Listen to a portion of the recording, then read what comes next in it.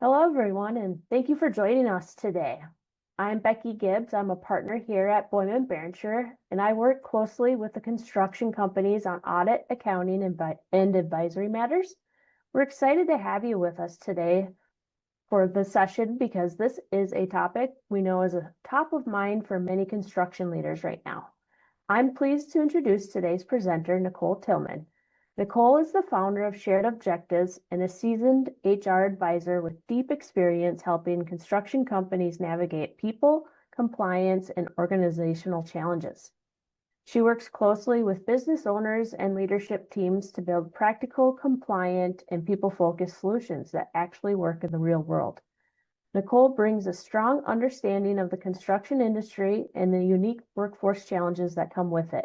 And we're grateful to have her here today to share some insights with us. Nicole, thanks so much for being here, and I'll turn it over to you. All right, thank you. I really appreciate that, Becky, and thanks to Boyum Barenscheer for having me today. Quick note before we dive in, as you may see on the topic line here, it says that I'm from Shared Objectives on the materials, and I just want to let you know that I'm in the middle of rebranding myself. So you're going to see some interchange between Shared Objectives and Clearline HR floating around. I just kind of wanted to explain that up front for you. Same framework, same me, just a little bit of a refresher of a name. So a couple of quick housekeeping things that I want you to know is that we are recording today. And so if you joined late or you want to revisit anything, there will be access to the session. And I really, webinars are very challenging, right? Because we cannot communicate directly like we prefer to sometimes, but it also gives us access to each other. So I want to make this feel as much like a real conversation as possible. So with that, I want to remind you, please use the chat if you've got any questions. Becky is going to stay on with us and she'll interrupt me if she feels like something is important at the time. And then if it's something that I'll be covering, in the future, I will just put a pause on it and we'll cover it at that point. But this is meant to be useful for you. This is not about me selling myself, but making sure that you walk away with some useful information and getting some of your questions answered. So please do not hesitate to do that. And remember, if you're thinking about something, somebody else always is. So I guess with that, we're going to get into it. First, I kind of want to level set for us. We're all in a particular spot in our businesses right now. And really the message that I want to communicate with you today is that wherever you are is the right place to be. I am not somebody who likes to use scare tactics. I really just want to make sure that I'm helping you through where your company is at and where you are at. So, to get things rolling, get you a little bit familiarized with the chat feature, let's go ahead and ask you to open up the chat. Let's kind of level set and get a better understanding about our participants today. So open up your chat and let me know, are you in the category of A, you're already kind of navigating a leave request for the Minnesota paid leave, or are you already prepped but haven't had a claim yet, or are you still figuring this out and if it fully applies to you, or just here to learn? So let's start with the A, B, and C, D, and let's go from there. We have an A, we have a B, some D's, more B's, more. It's all over the board, it's looking like. Okay, well, and that's kind of what I expected. Lots of B's. Lots of B's. Okay, so that is great to hear. That means that you've done some preparations. You haven't quite stepped in with your toes yet. You haven't had somebody taking some time off. So this is a great time to kind of just bring some awareness to you. Let's go ahead and move on and have a little bit more conversation now about really what is the Minnesota paid leave and what's really actually happening out there. So this is a leave that just started January 1st of 2026, as we all know, or as most of us probably know if we're on the session. So really what I want to mention before we dive in too much, today is not going to be a legal lecture. It's really kind of just that practical, real life, real world stuff, telling you how to apply this to your workplaces. So now that we've kind of gotten through our poll, we understand where everybody is at. Let's talk about what the Minnesota paid leave is and just use it in plain language version, right? So it's a paid leave of absence that allows employees, and let me clarify that if you think that you might be exempt, you certainly are not. This is an unusual regulation where nearly every employer is required to align with the law, unless you are a federal government agency or there's some very nuanced small exceptions. So basically, if you're on this, you are going to be, the law is going to be applicable for you. So what it allows is your employees to take paid time off for qualifying family or medical reasons. And the benefits, unlike some short-term disability or other types of benefits, are not paid by an insurance company per se. They're not paid by you. You're not required to pay it as like the ESST, the Earned Sick and Safe Time. However, the benefits are paid through a state fund. Now, you may have decided to work with an insurance company. There we go. You may have decided to work with an insurance company in lieu of the state's funding program. However, for the most part, I'm going to speak to it as if it's a state-funded program. If you are working with an insurance company to provide the benefits to your employees, they are required to follow the law verbatim. So there really shouldn't be a great amount of nuance. It's really just going to be the application process. So I want to clarify that to you. So important to note that the employees funding is coming through payroll contributions that you can choose to cover 100%, or you can choose to cover a portion of it. You have to pay at least 50% of it. But again, today I'm not going to dive into quite the fine details of the regulation. We can certainly have a conversation after this if we need to be. So the funding of the payroll, we've already talked a little bit about that, and that it went into effect in January. So what qualifies is the question. And this is a very broad area for employers to kind of wrap their head around, because very oftentimes we've got very specific laws. This person is covered. So the applicable people for the family members is very substantial. It can be your immediate family member. It can be somebody who is just merely somebody who depends upon you like a family member. And that's what makes a lot of our employers a little bit nervous about this particular law. Because of the way that it's written, I think it leaves people hesitant that they're going to have employees abuse it. And certainly, reality check says that you may have some people who abuse it, because it's not just my mother, my father. It could be my neighbor across the street who relies upon me for their routine care. It could be a cousin across the country who all of a sudden became sick and you need to go to their attention. Now, that doesn't mean that the employee will not be required to provide evidence that such a situation is happening to their family member or their close person to them. However, it does leave kind of this wide open space where they would have eligibility for leaves for situations that they otherwise would not have. The reason why that is important is because that leaves a lot of opportunity for employees to be absent where they weren't before. That leaves open operational challenges for you as business owners and business leaders.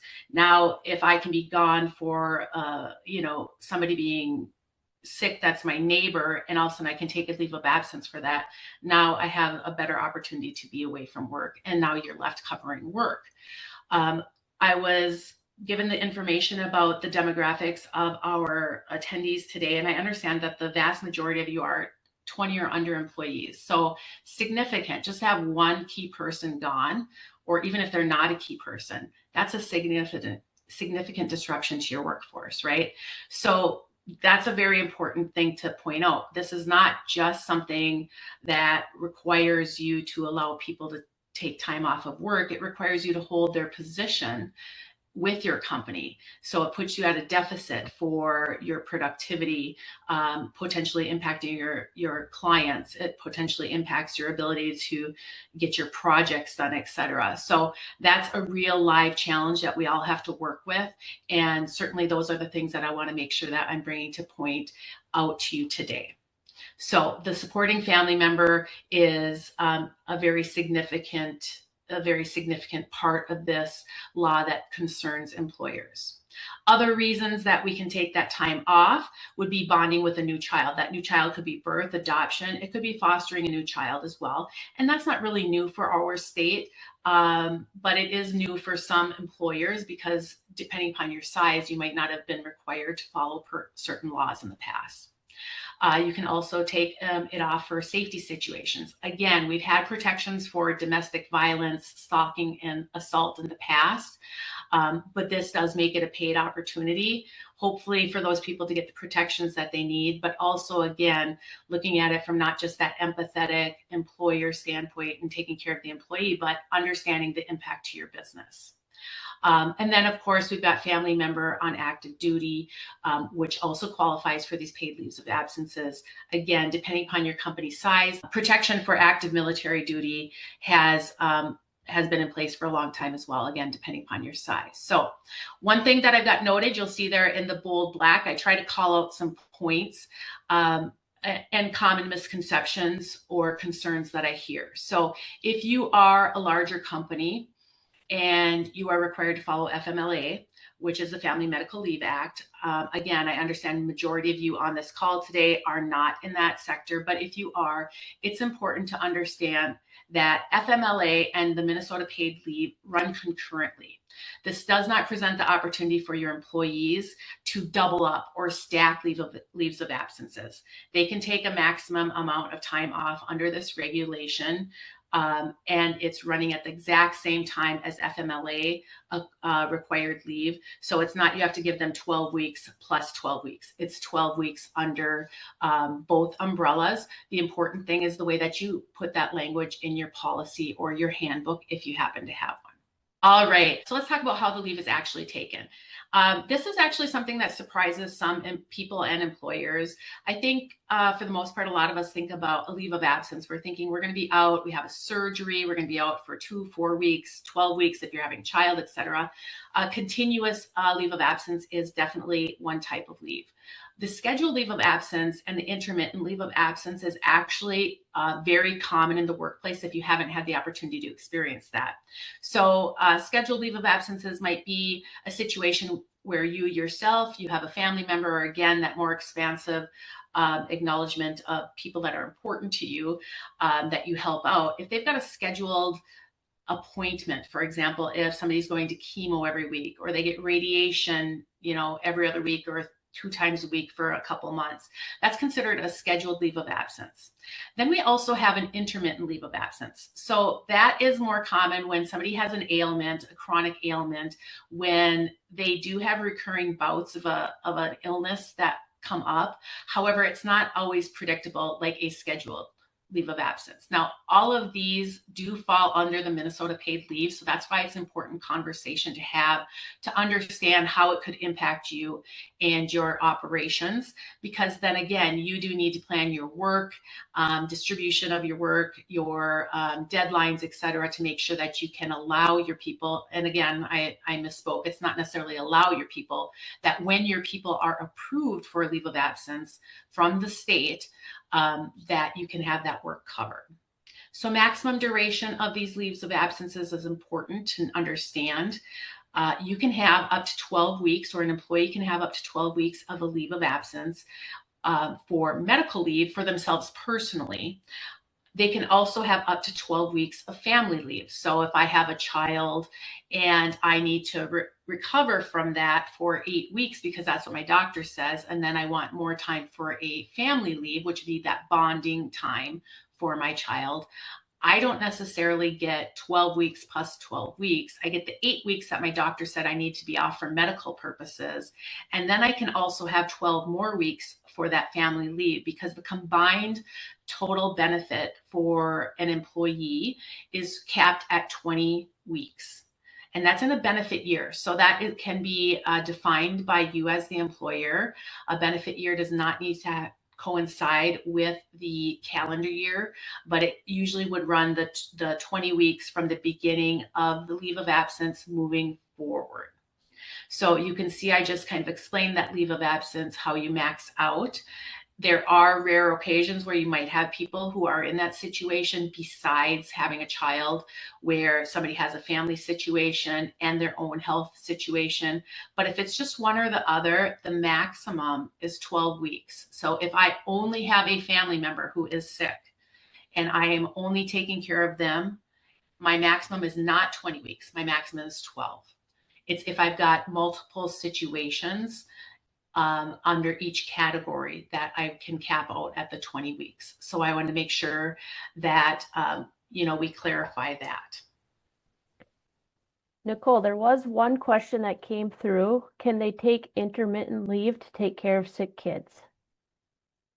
The way that the leave of absence works for the Minnesota paid leave is that the duration needs to be at least seven days long, a week. So intermittent leave under the Minnesota paid leave isn't necessarily intended for that purpose. Now, if somebody had a child with an illness, like a chronic illness, that would be a situation where you would encourage them to apply for the Minnesota paid leave, because they might be, their child might have a bout of their cancer treatment or their IBS or whatever chronic condition that they might have.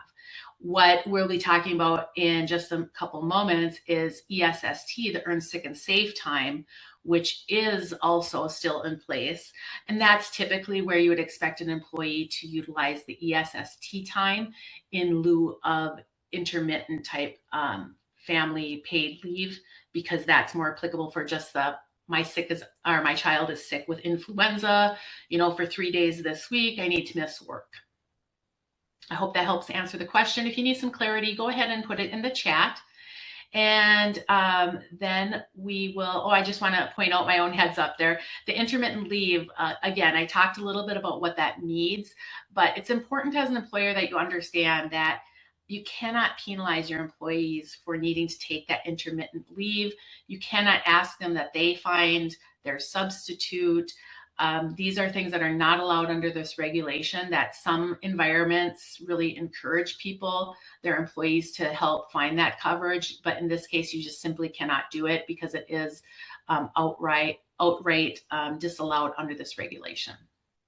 So ESST is the Earned Sick and Safe Time Act that was put into place a few years ago now. And sometimes what I'm hearing from employers is a lot of confusion about, well, does this replace ESST? Is this an addition to it? And, just the lack of clarity around that. So ESST, Earned Sick and Safe Time, again, is not a replacement, Minnesota paid leave is not a replacement for Earned Sick and Safe Time. So the ESST stays in place. If you're not familiar with the ESST, I would encourage you to do some searching after that. Give me a call if you've got some questions. But that is where you are required to accrue some paid time off for your employees. ESST, and that is actually a benefit that you pay. Now, the Minnesota paid leave is actually a benefit that the state pays. So it's not coming directly out of your pocket. ESST is intended to be kind of like a sick bank, if you want to think about it like that. So this is really where I see the gap when I've been working with employers, whether it was last year as we're prepping to be in aligned with the Minnesota paid leave, or whether I'm working with them now because they're trying to play a little bit of catch up. But if that's confusing to you, or you're not having both, you're not alone. It's fixable. That's really the message that I want you to hear from our conversation today. So I'm just going to do a brief conversation about ESST. Again, we're not really intending to dive into that very, very deeply. However, because this is kind of a misconception, I wanted to tie it in with this conversation today. So common issues about ESST is assuming that if you had a paid vacation plan or PTO, that ESST was covered. It may or may not be. And I know that that doesn't give you a lot of clarity, but regardless if you call it PTO or if you've labeled it ESST, the important part is that it needs to meet the regulations. And what I've found when I'm working with employers is that sometimes it's not. And it's not that maybe the accrual amount isn't meeting it. It's maybe the maximums or the carryovers or the payouts. So that is something that you just want to be sensitive to. Make a note as we're talking today. If you're a little bit concerned about it, we can have a conversation at some future point. But the other thing that has been challenging for employers with regard to ESST is applying it consistently from their employee base. They need to apply, you need to describe what your policy is and apply it equally to all of your salaried and or all of your hourly. You can have separate policies for those different categories of employees. However, you need to have them consistent within each group. And again, if you want to have a conversation, we can talk about that. Another area that seems to be a challenge, especially for construction employers or other employers that have field staff, is just tracking their time off, making sure that whoever their supervisor is, who they communicate with on a regular basis, reports that, and that you have those hours added in, not just for timekeeping and payment purposes, as we of course need to do, but also for tracking that ESST. And then also, now that we've got this new law in place, it's confusing. You're not an expert in HR. Your supervisors aren't an expert in HR. So there can be some confusion about the overlap about this. So I want to just kind of raise that to your vision, something for you to consider and think about. Now, construction pressure points with regard to ESST is that kind of the reason why we have these common issues is that your crews are spread at different sites. Who does the tracking? How do you have everything reported? Making sure that your foreman or whatever your time tracking tool is accurate, and that you train those people is really the most important thing. So communication tools, in my work environment, sometimes I made little business cards with notes. So my supervisor, they didn't deal with them very often. If they did have a situation, they'd pull it out of their wallet and they'd look at it. Depending upon your demographics of your supervisors or your field personnel, you might have them something on their phone that they can just refer to when they want. If they've got iPads, that's a great time to put some areas for files and notes like that on there for them. The other thing is that seasonal and variable hour workers, that seems like a gray area for some employers. But they are not excluded from ESST earnings. Regardless of what you call them, if they are working at least 80 hours in a year for you, they should be earning ESST. And that does not mean, much to a lot of employers' surprise, that does not mean they start earning after 80 hours. It means that if you expect them to earn 80 hours of time off, that they should be accruing right from the get-go. And that is great, and can be a challenge if you're not sure what to expect from a new employee or a new hire. However, I tend to go on the conservative side and really recommend that if you're uncertain, just go ahead and have them accrue. You're not required to pay it out. If you have a little bit of abuse, it's easy to spot, and you're going to have that employee is going to have other issues that are going to lead you to make the right decision about them, regardless of the ESST. And then also wanting to note that salaried employees are not exempt from ESST. So your salaried employees need to earn ESST just like everybody else, even if they're under a PTO plan, just making sure that it aligns with the law, that's just fine. So, most employers are pretty close to following this regulation, the ESST, they might just be missing a detail or two. So always worth just kind of another check on that. It's been a couple of years since it's in place. Again, it's bringing it to light with the implementation of the Minnesota paid leave. So I wanted to make sure that we're having that conversation. And since I found this to be kind of a touchy subject with some of my client bases, I did want to just take a brief moment to ask if anybody wanted to put something in the chat about any ESST challenges. Are you having challenges in your business with this? Yes, no, not sure. Feel free to drop it in chat. I'm just trying to kind of get a level set, and or if you have a specific question, I can try to answer at a high level. Otherwise, we can move on as well. Biggest challenge is payroll software meeting all the requirements. What if our PTO policy is unlimited? Two very common questions that come up. The one about the payroll company, I can just say, yes, I recognize that. And I've tried to help some of my clients work with their payroll providers. Usually they can figure it out. So I'm going to say I haven't worked obviously with every single payroll provider. It might be working with the right person or saying it in the right way. If you find that you are getting an answer of no, we can't do that, I would push back just a little bit and ask them to go to somebody else.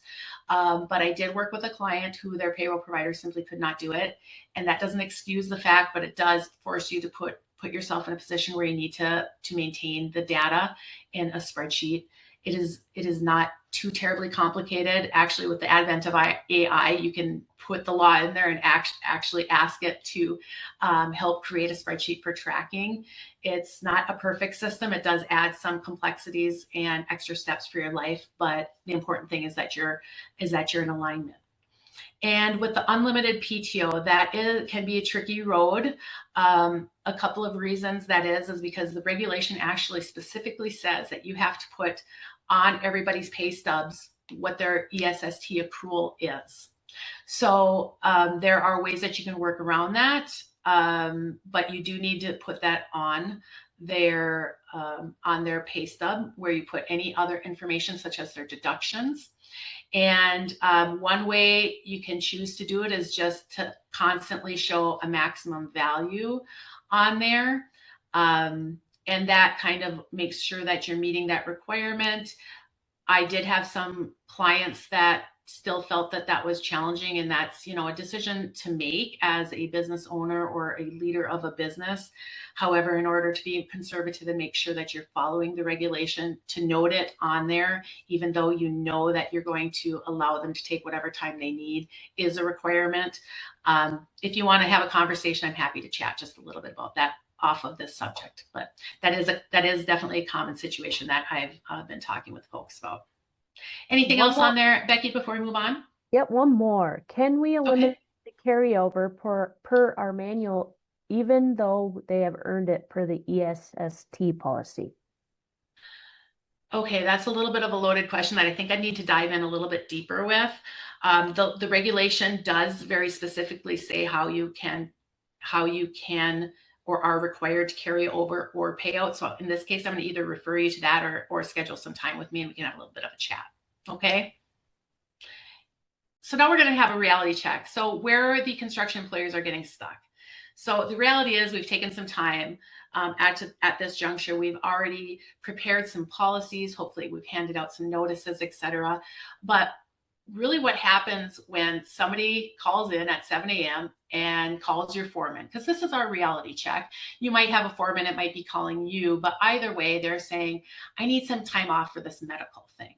So what should happen next? These are the things that we want to make sure that you and whoever is possibly taking that phone call are prepared for. So the challenges are that sometimes you've got multiple supervisors, you've got multiple sites.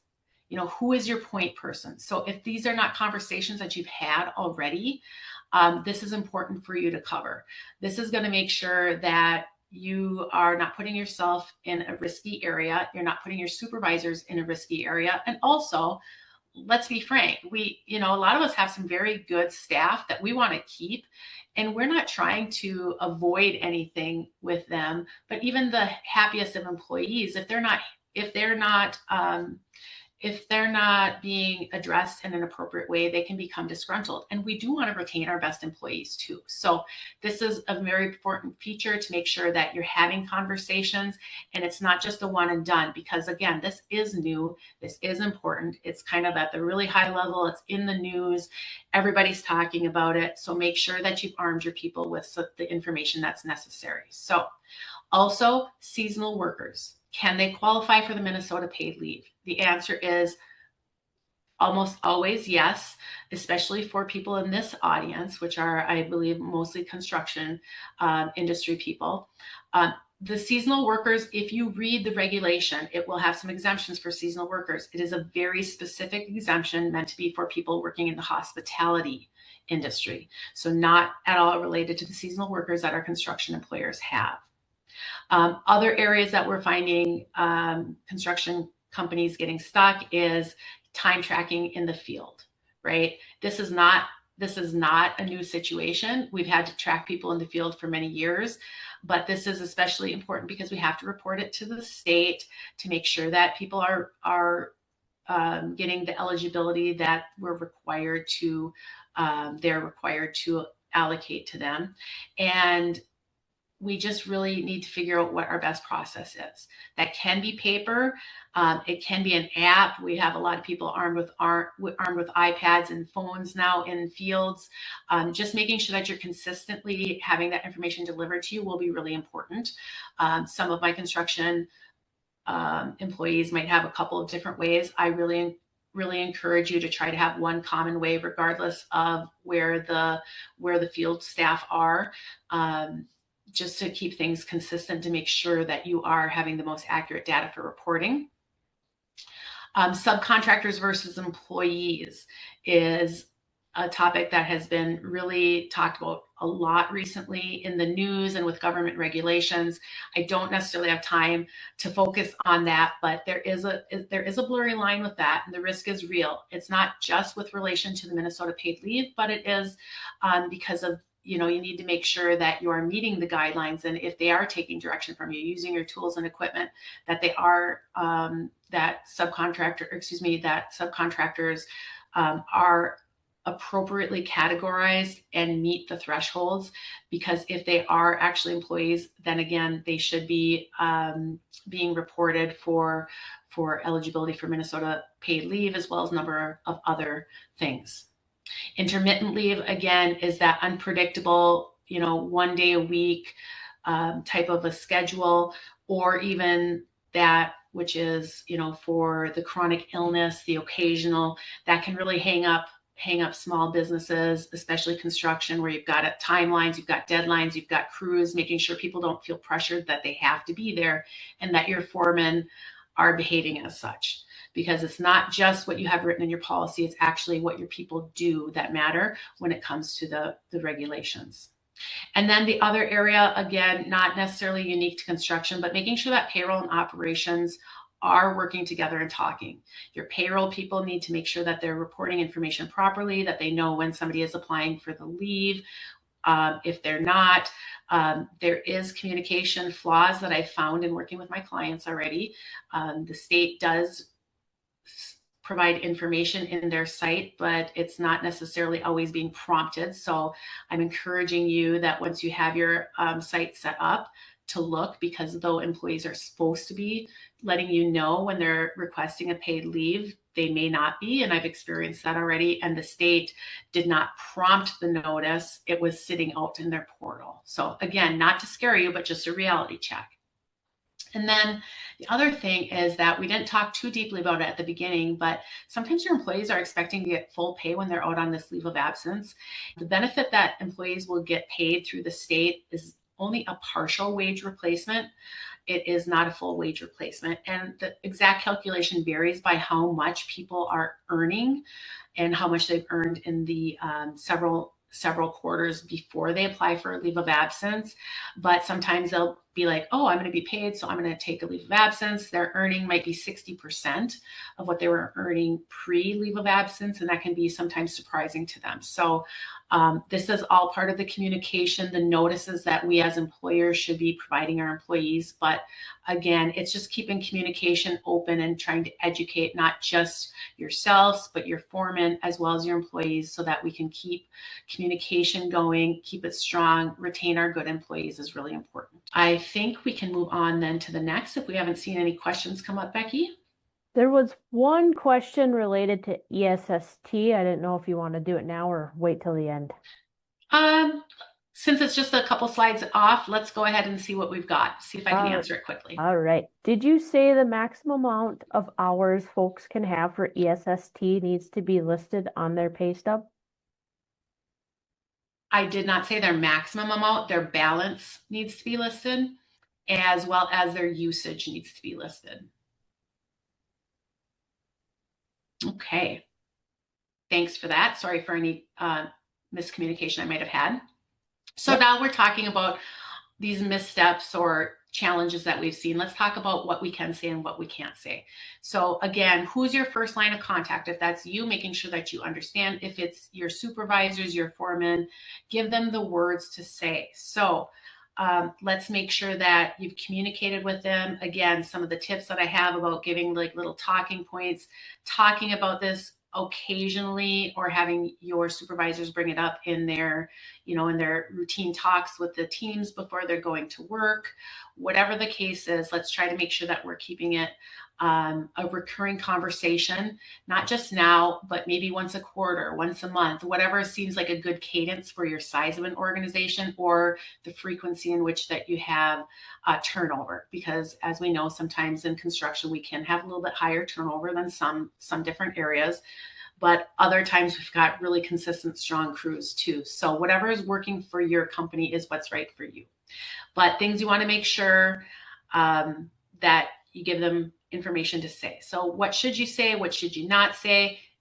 If somebody's asking your supervisor and they don't know the right answer or they're tentative, just make sure that they connect them with the right person, right? We want to make sure that they're getting what they're entitled to. So it's not like they're evading the question. They're just trying to make sure that they're giving the correct information. So making sure that we all know in your organization who to contact is really the most important piece, is the message. Now, what not to say. And this can be difficult, especially when we're in a smaller organization and we feel more like family. We're friends often, or sometimes we're even family, right? What we need to make sure is that where the line stays is between employer and friend or family doesn't get crossed. So we want to just make sure that our supervisors, our foremen, that we're armed with the information. We don't want to dive into what somebody's diagnosis is, what's wrong with them. Now, reality says that a lot of times the story comes out. I am coming in, I'm like, oh man, I'm not feeling great. I've got this situation. I'm going to the doctor for this. That stuff gets disclosed. But what's important for you to tell your crews and for you to remember is that that's that person's story. If you do find out information that you don't necessarily need to have, or they disclose it, the important thing is that you keep it confidential. We don't need to go sharing it. It's that person's story to share. And if they are somebody who shares it, that's okay, as long as it comes from their mouth and they share it with their coworkers.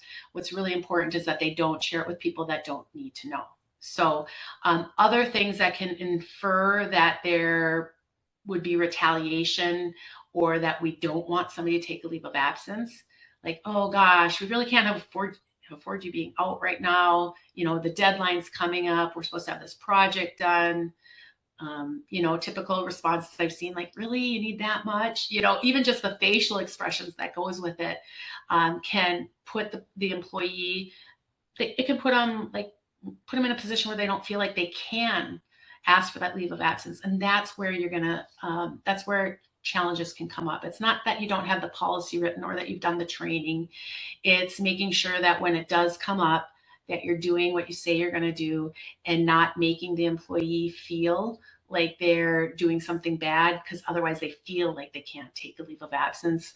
And that inference is what's going to cause you challenges with employees reporting it and not feeling comfortable. So, and we don't want them to say, just let me know when you're feeling better either. We do need to go through the process. We need to understand what the expectation is when our employees are going to come back to work.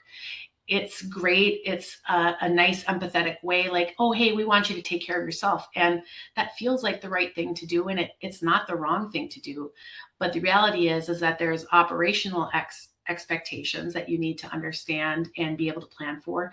But not just that, it can be easy to say, just take the time that you need. And then all of a sudden it's like 2 months later and you still didn't have the conversation about Minnesota paid leave, or you continued their payment, or you should be covered under other type of leave of absence, but you didn't communicate that. So now you're in a compromised position as an employer because you might have to actually extend it because you didn't communicate it right. So, and what I'm talking about is a little bit of an overlap, not just with Minnesota paid leave, but just employment practices in general, and where the best of intentions can be challenging for an employer. So you just really want to make sure that, having a process in place does not mean that a bad thing. It's not trying to inhibit somebody from doing the right thing, but it protects you, it protects the employee as well. And it makes sure that you're aligning with the regulation and doing what you say you're going to do. So that's why I want to make sure that we bring those up.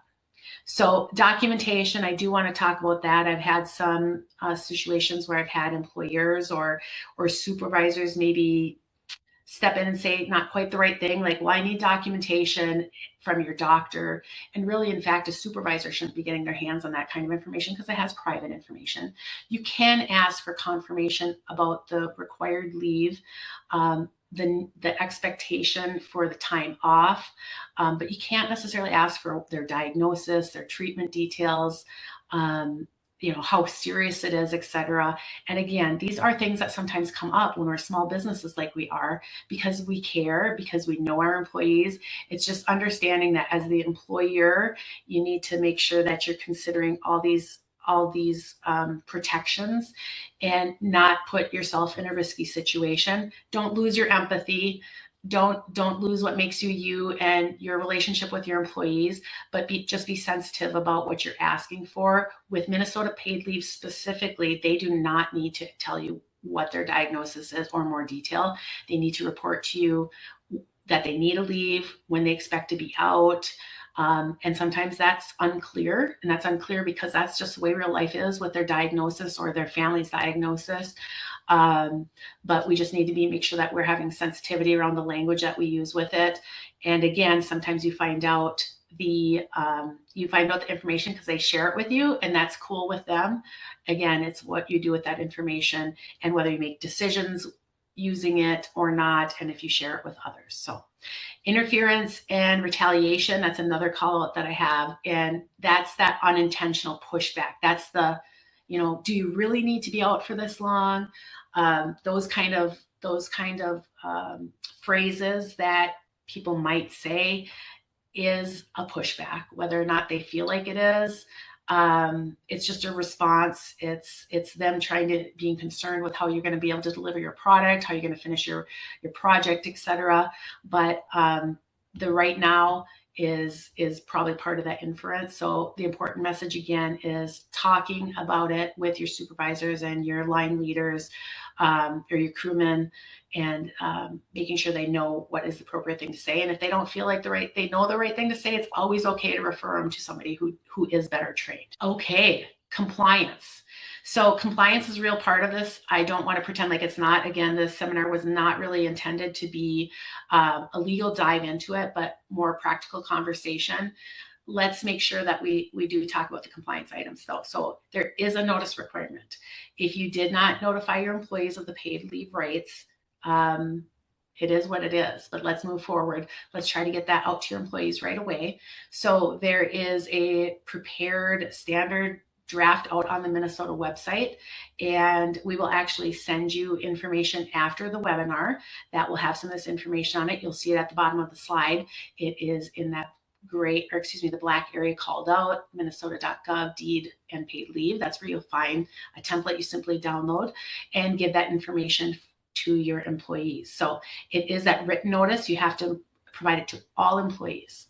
Even if they're family members, just document that you gave it to them. It's best. And actually, you are required to have them sign off that they've received it. Put that in the file, just like you would any other important paperwork.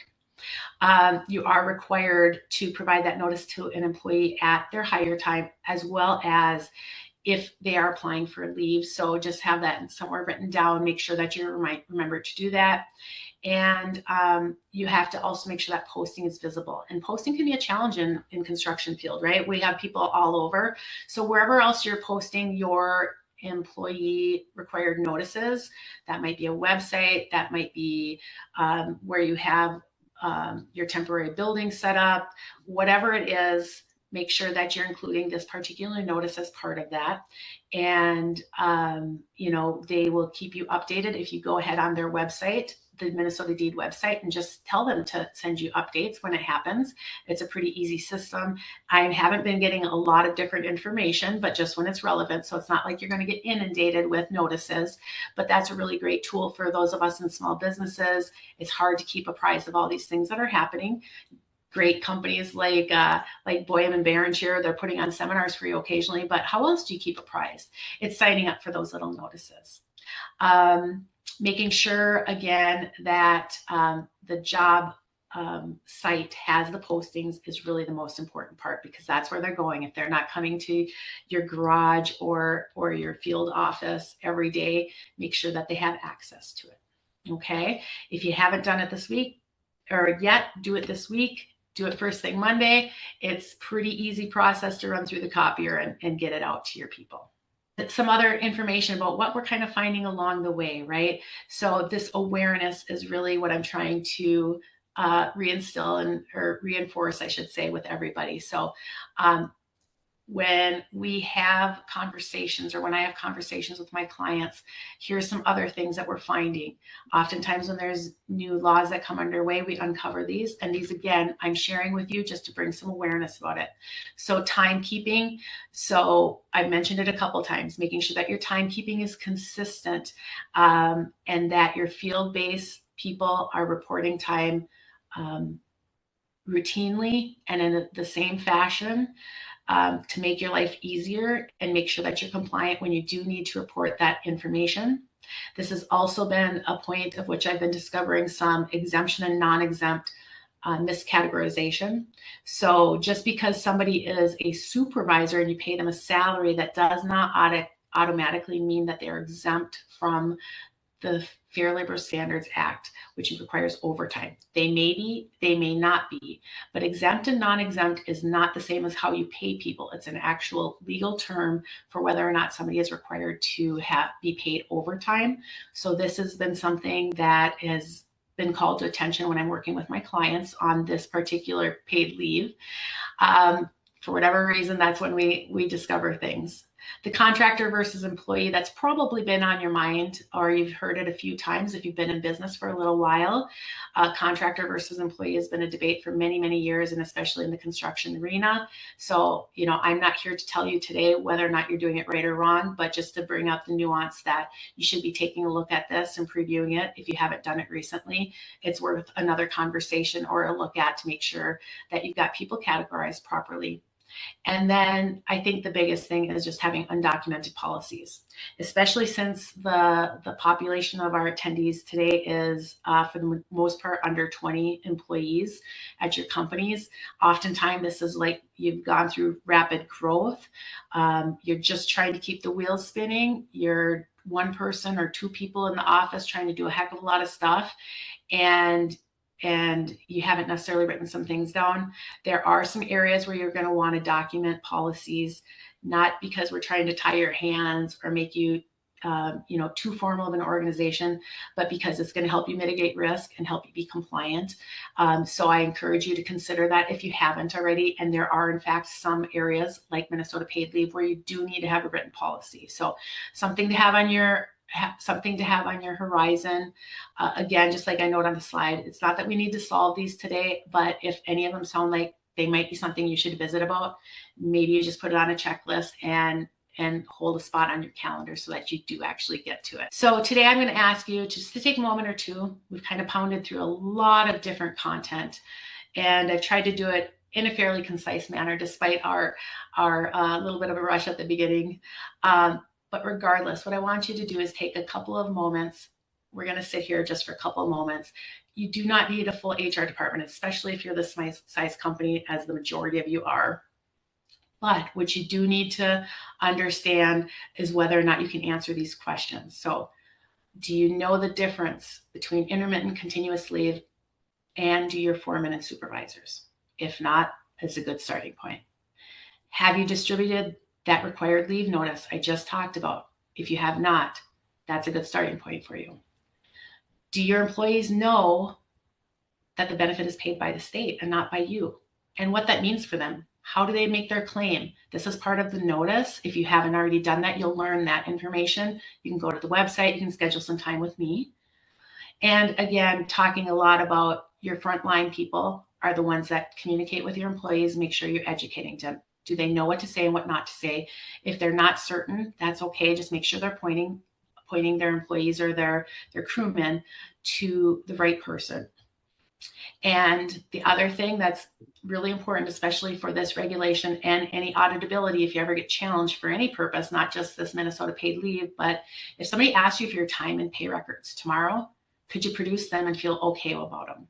And if you're saying no, not sure, that's where your starting point is with some of this. And it can feel like it's overwhelming. It can be hard when you're a smaller organization, but it can just be one step at a time, one challenge at a time. The important thing is just not to avoid it.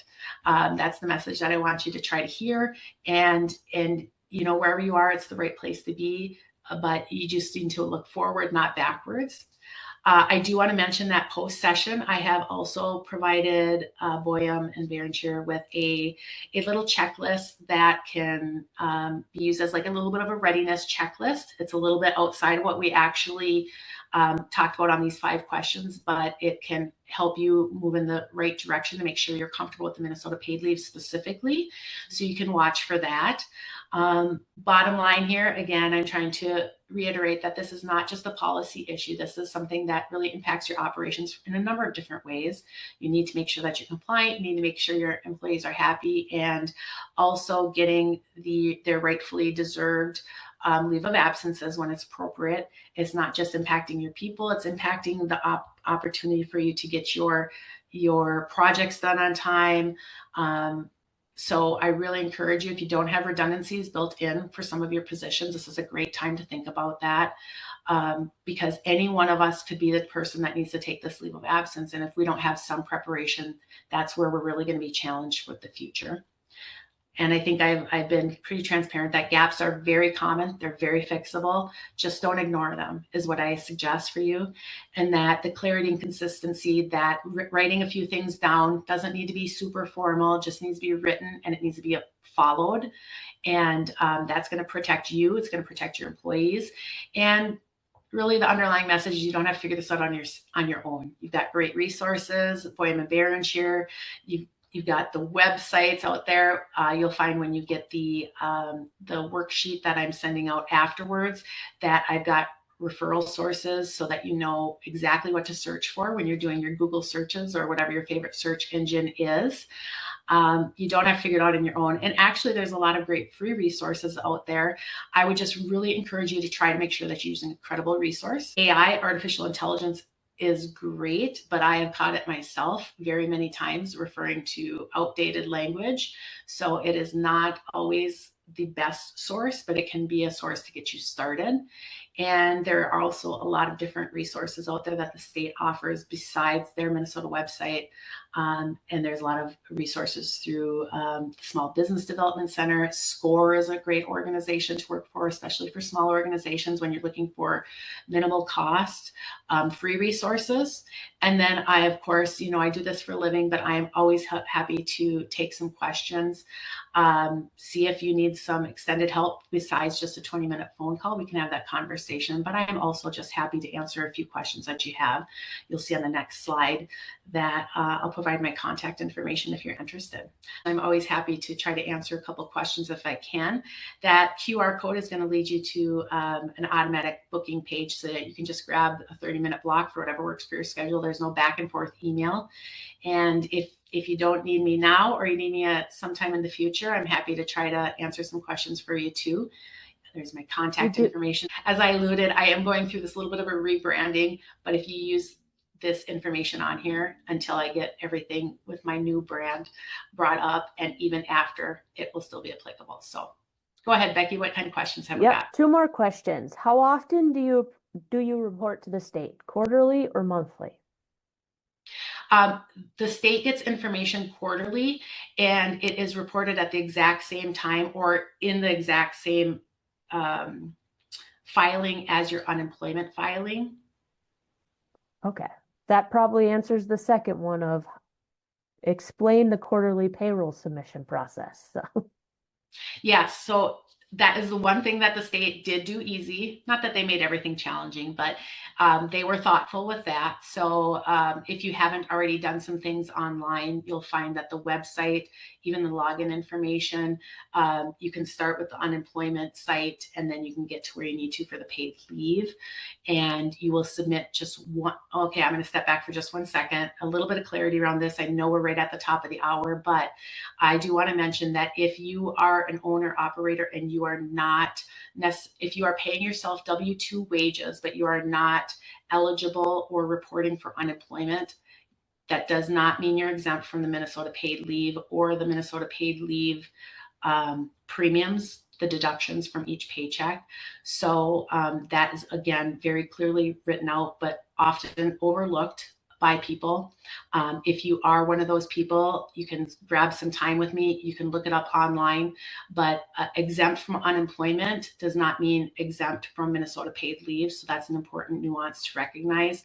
So if you are in that situation, you would file 2 reports to unemployment. Otherwise, it's just the same as your unemployment report that you send over. It's going to be done at the same time.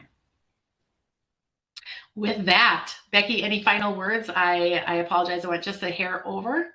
Nope. But I do thank no you more, for your time. Yep, no more questions. So thank you, Nicole, for sharing your insights with us today. And thank you to all of you for joining us. We will be sharing this webinar, so it should be up and available on our website within the next 48 hours. And we appreciate the time you've taken with us today. And if you have any additional questions, don't hesitate to reach out to us at Boyum or Nicole. She's got her QR code up there for you. So thanks again, and everyone have a great day. Bye-bye.